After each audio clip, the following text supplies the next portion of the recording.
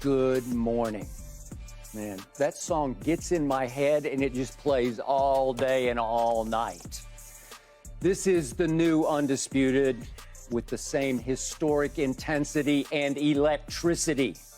I'm about to be joined by Keyshawn Johnson and Richard Sherman. Good luck to them today. You can join in by reaching us right now at hashtag Undisputed Live. Here we go. Our first topic today has to be the team that, I think it's already won this year's Super Bowl. Talking about the Jets, whose new quarterback dominated Hard Knocks the way no one player ever has. I've watched every moment of every episode, including last night's, and Aaron Rodgers has turned it into a one-man Broadway show. Did Aaron and the Jets ever win the preseason? With Tom Brady retired, of course, Aaron's now by far the biggest star in the NFL, the apple of the Big Apple's eye. But I say the real Hard Knocks don't start until Monday night, September 11th, when the Jets open against the Bills. The Jets are 2.5-point underdogs at home? Interesting. Then check this out. The Jets play at Cowboys, home Patriots, home Chiefs, at Broncos, home Eagles, then quote-unquote at Giants, then home Chargers. What if the Jets stumble out of the gate? Wouldn't surprise me at all. What if Aaron falls back into the blame deflecting and finger pointing he was known for in Green Bay? Remember, the Packers finally concluded Aaron Rodgers was more trouble than he was worth, especially after his stats last year were almost all career lows. Aaron's playoff record is 7-9 since his lone Super Bowl 13 years ago. That's why I call him the most overhyped player in NFL history. I have a feeling it's going to be a long fall for the Jets, as in long autumn and long plunge. What if the only thing they win is Hard Knocks? Keyshawn Johnson, you were once drafted #1 overall by the New York Jets. Is Hard Knocks a good thing or a bad thing for Aaron's new team? I think it's a distraction thing more so than anything, right? All the coaches I've ever had, when Hard Knocks was available to them, they said no. I remember Hard Knocks wanted to come into the Dallas Cowboys and Bill Parcells, he laughed at it. It's just not something extra that you need. You talked about the hype. Play for? Tony Dungy didn't want it. No. You know, Parcells didn't want it. No. I don't think John Fox in Carolina was interested in it. I certainly know that in our time in Tampa Bay, John Gruden and company were not into it at all. We were more focused on trying to win games and not win the television war, the media. That's just not something that we were into. And I think when you look at the Jets, right now, they have the 5th best odds to win the AFC. The 7th best odds, along with the Ravens, to win the entire deal, the Super Bowl. Can they do it? Yes. Do they have the makeup to do it? Do they have enough players to do it? Yes. Health is part of it. I understand what you're saying about Skip. 13 years it's been since Aaron Rodgers won the Super Bowl. So what, though? Doesn't mean anything. He has his team always in the hunt. That's a plus. He's had the Green Bay Packers. Whether you like that he didn't finish the deal in Green Bay, he got upset by the 49ers, Tampa Bay came in there and steamrolled them. I mean, we get it. You're paid to win games. But in the end, this is a different situation. He's now reunited with Hackett over there. They have a defense that's lights out, Richard, right? I mean, they got a defense that's just, as they say, sauce everywhere. Come on now. And when you got a quarterback and a defensive coordinator as a head coach with a defensive mind, you don't need Aaron Rodgers to throw for 5,000 yards. You need him to be efficient. I need you to do things when we need you to do them. Like that throw the other night in preseason, now it's preseason. It was a laser throw right over the head of the defender, right in Garrett Wilson's hands. It was sweet. That's what you need. Now, can he do that in the postseason is what you're hoping, right? You're hoping I'm not that, okay. hoping, but well, yeah, I'm waiting. At the end of the day, you're waiting for it. Yeah, he can do it, but it's not just about Aaron Rodgers. He needs everybody to come to the party. It's not a one-man game. This is not tennis. This is not golf. And even in golf, You need your caddy to give you the right clubs. Okay. So, but yet on paper with Dalvin Cook now, they look like champions. I understand, to me, right? but it's also New York City. Yeah. And with New York City comes yeast. It just grows. And what if you put Hard Knocks on top of the yeast? What's going to happen, Skip, is I think the Hard Knocks thing was positive. You know why? Because you know what would have been a distraction, Key? Aaron Rodgers coming there with all the baggage and nobody knowing how it's going. Everybody guessing how it's going. Are they going to have chemistry? Is he going to relate to his teammates? But you know why I say distraction?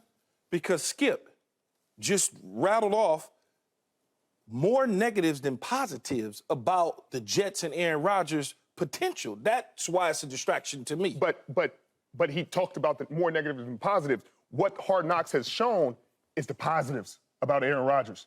How he's gotten along with his teammates, how he's reached out to his teammates, how he's forming a relationship with the younger guys. But I don't think he's ever had that problem even in Green Bay. But they've said he's had it. I disagree. I don't think he had that problem in Green Bay. A lot of people, they've including said, our Greg Jennings here on this network. That's been the narrative. That's been the narrative for Aaron Rodgers. And this Hard Knocks series has shown a different side of Aaron Rodgers than the public has talked about. Okay, I agree, but remember, you are on camera every second. You don't think there's some showmanship? Yeah, but I don't. But you can't. You can only fake it for so long, Skip. You can only fake it for so long. Like at one point or another, you're gonna get the real me, and I'm not gonna be on this camera. I don't really get. Turn the cameras off. Okay? Hey, I get the real you when the camera's on every second, right? That's what I'm saying. But Skip, when you go back and you look at his history in Green Bay, and I understand Greg Jennings, I understand.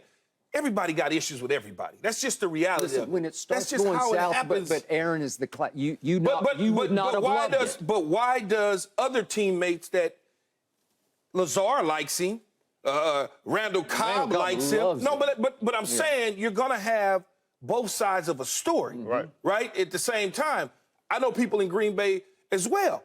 It's like it's a quarterback. That's what he's the guy. They all are selfish. All starting quarterbacks are selfish and very sensitive. All of them.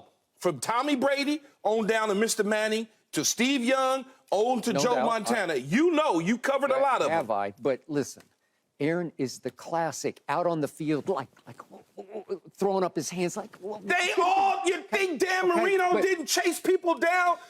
Come on, Skip, you covered this thing. Dan Marino in the middle of a game.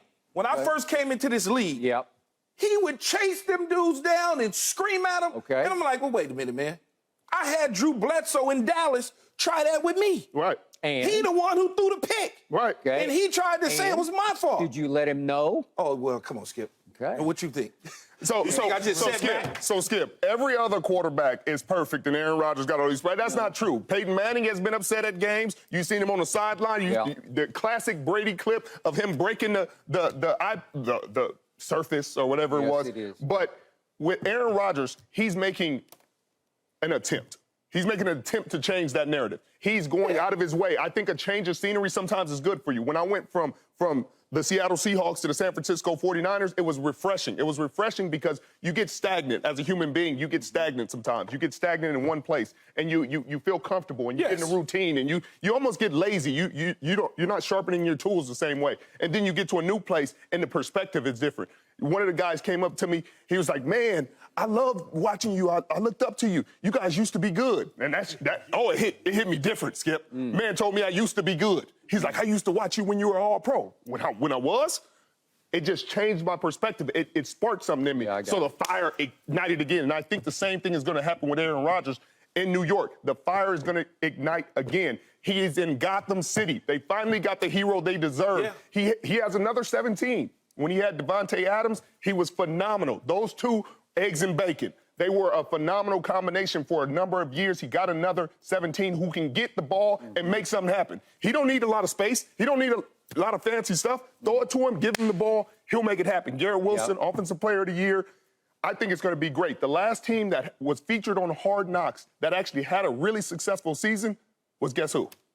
The New York Jets with Sanchez in 2010. On Hard Knocks, made it to the AFC Championship. That's the furthest any team has made it on Hard Knocks. And I think this Jets team will make the bowl. The problem that I have as far as the distraction go, though, Skip, is it's New York City.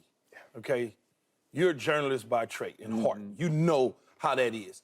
It sets it up for people to be naysayers And at the end of the day, if they were not on Hard Knocks and it didn't go according to plan, it wouldn't be the same. We wouldn't pay attention. We'd be like, okay, well, give them another shot. The fact that all of this hype and yeast is around it, if they don't go as far as many people have them going, it's going to be a disaster.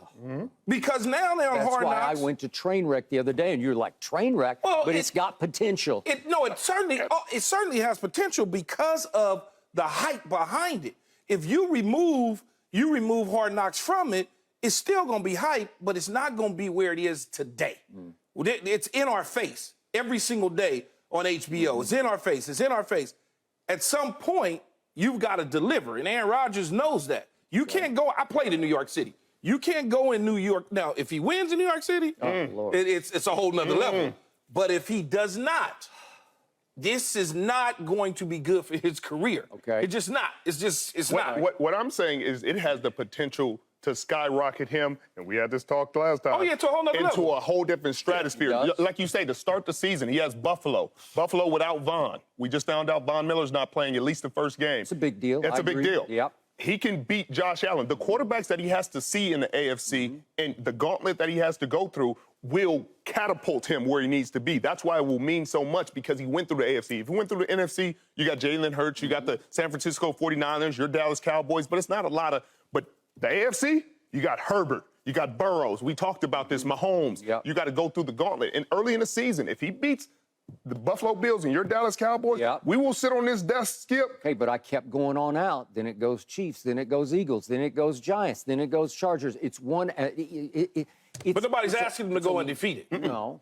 Nobody's saying go undefeated. But there's a chance they could get off wrong and lose all those games. There's a chance. Well, man. see, if that happens, though, then we're having a different conversation. Brady took a 7-9 team and flipped the switch on it and installed the Patriot way in Tampa Bay like overnight. No, he didn't. I don't think Aaron is capable of that. You're creating false narratives, Skip. They went as a wild card.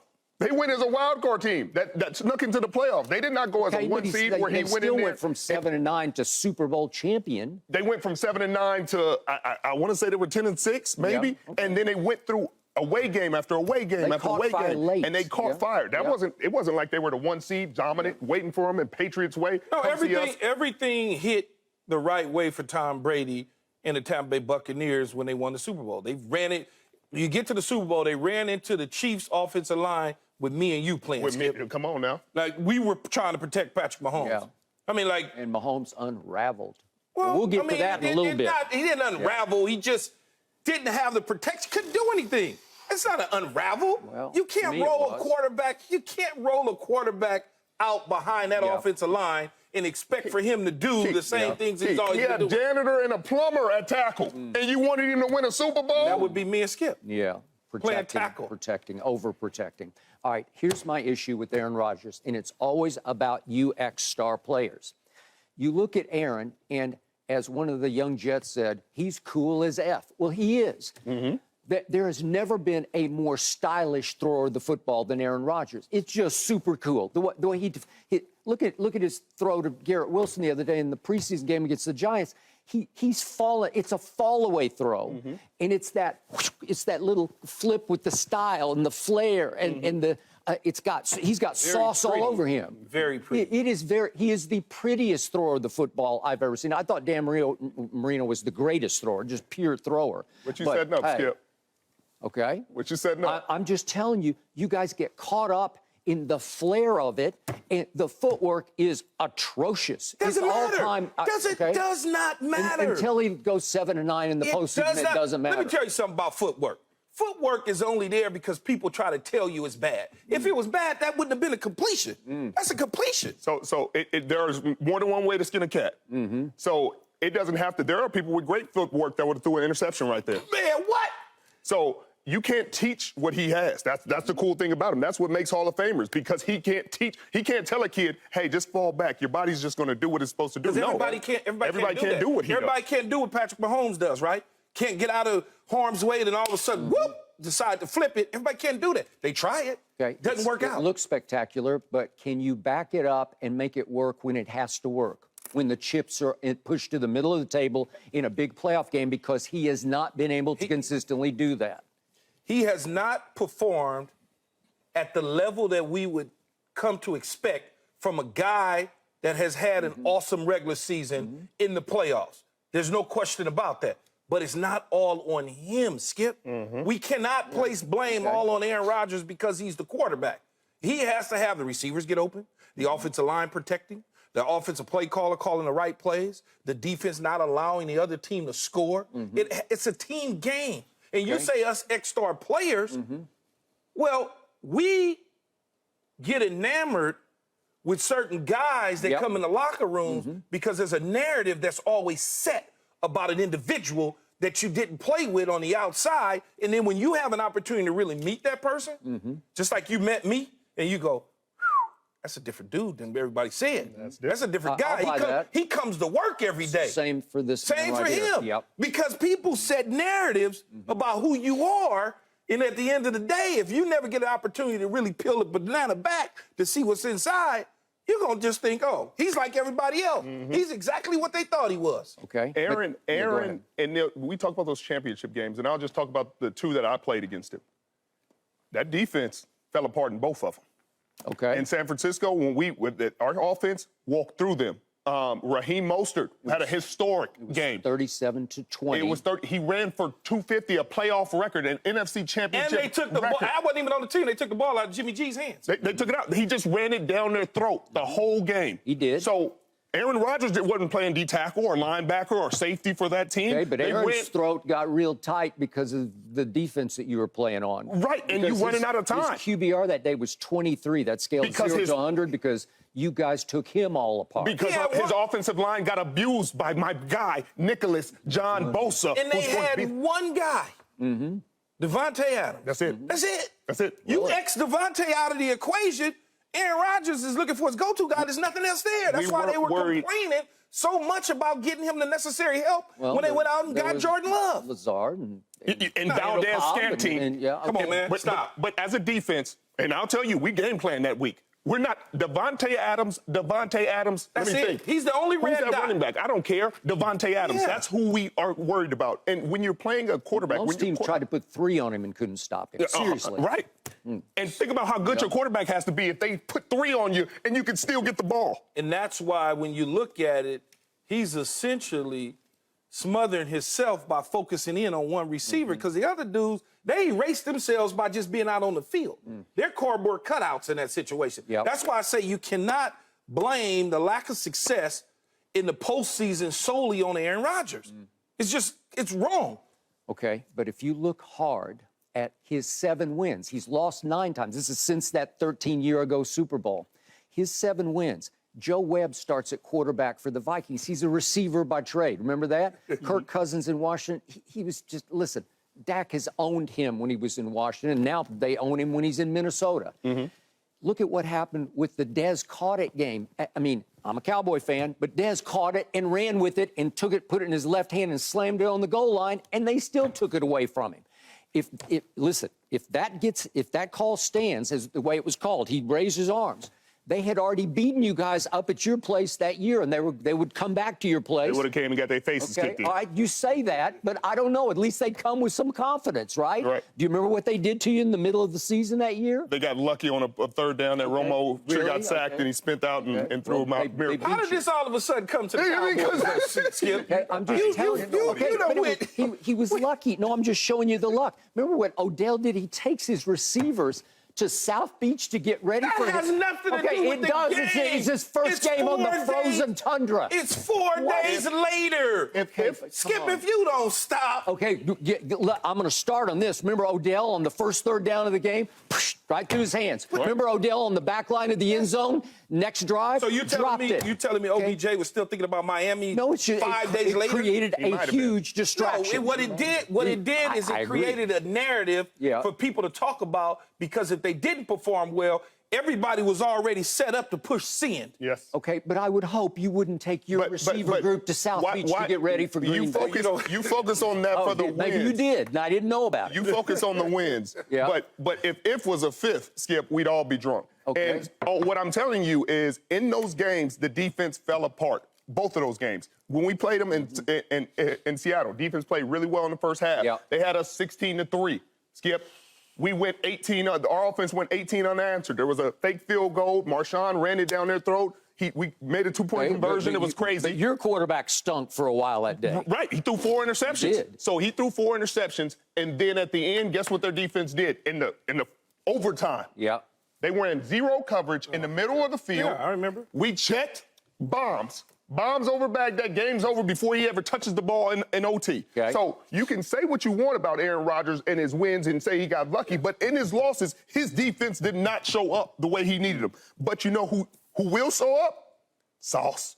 Quinnen Williams. Oh, well, Jermaine Johnson. So Carl Lawson. So you call a game differently now as a coordinator on the defense and offensive side for Aaron Rodgers because you know he has protection on the defensive side of the ball. Speaking of calling the game,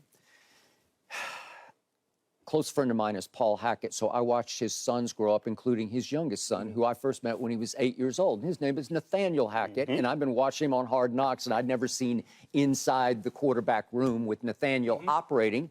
But as much as I love his father, the son can be a class clown. I mean, he's just cutting up, and he's doing all this gold member stuff, and it's pretty wacky stuff. But Aaron gets a kick out of it, which is all that matters.